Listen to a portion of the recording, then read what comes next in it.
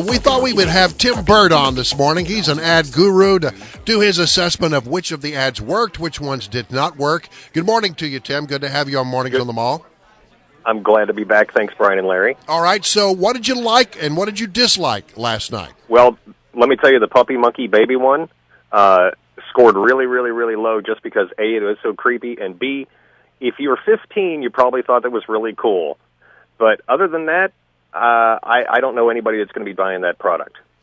Well, but was it aimed at 15-year-olds? Because maybe that's what they were going for. I'm not really sure. I think so.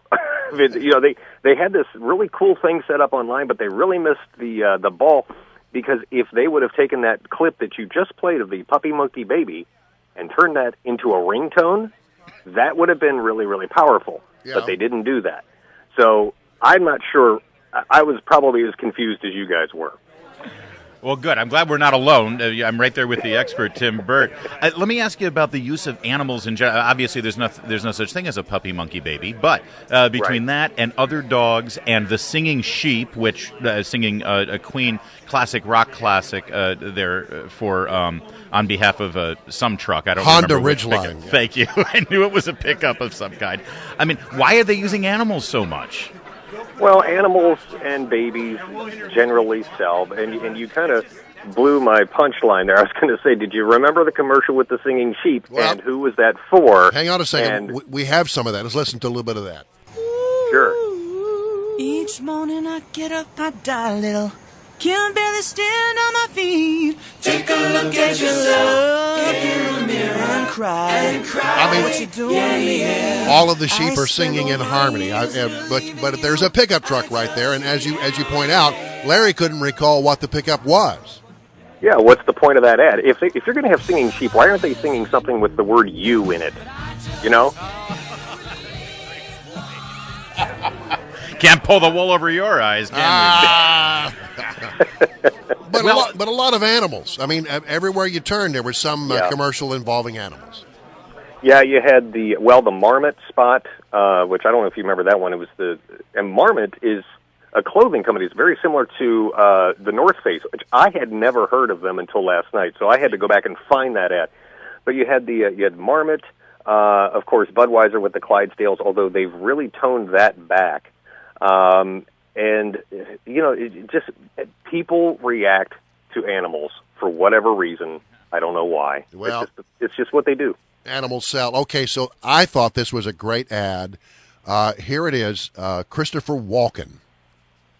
Richard, are you looking for these? There are two types of people in the world. Those who are content to blend in. These people walk through life like beige socks, uninspired and bored. His line readings and are the greatest. Those that expect more. He's amazing. Exciting. They have pizzazz. Eventually, the beige sock people get lost or devoured by the ones who stand out. All right, so I mean, he's going back and forth with the socks. One hand are beige socks, on the other are very colorful polka dotted socks, and it was about a car company. And earlier when I played this, Larry said, I thought it was brilliant. I love Christopher Walken. What car was it? Yeah. Exactly. It was a Kia. Now, here's my problem. He's doing this long setup about be different, be unique. It's not like beige socks. Yet that car looks like every other Kia on the road. Yes, that's right. Exactly. Or for that matter, anything else coming out of Korea. Yeah, it's a great point. Well, listen, let's give us cut 38, Mike McKay, because if the measuring stick is whether it makes you laugh and if you remember the product, I think this was the clear winner. And there's your beautiful baby. Any day now. Really? You're eating Doritos? He's eating Doritos on my ultrasound. The Doritos ultrasound commercial, and of course, and you see the baby, the animation of the baby inside the womb on the ultrasound chasing the Dorito chip everywhere, so much so that the baby decides to leave the womb early to get the Dorito. That showcased the product. Absolutely. Well, here's two things. I've always said about Doritos. Number one, do they have a direct competitor? Not really. But two, the kind of the scary thing about that, you're familiar with NARAL, right? NARAL? Oh, yes, the pro-choice, pro-abortion league, yeah.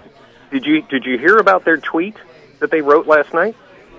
I did. I'm going to read it to you. Go ahead and read it. Yeah, it's hashtag not buying it.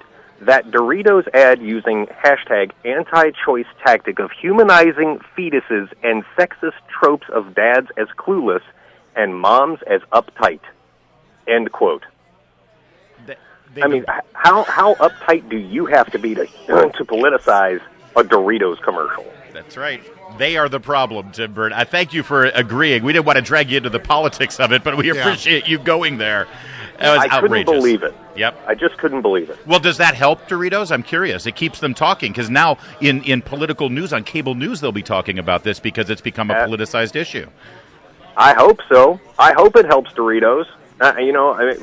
Again, they don't really have a direct competitor, but you know what? I hope it does. I really hope All right. Well, listen, Tim, thank you so much for joining us. It was entertaining for sure, but I'm a little concerned about this baby puppy monkey thing.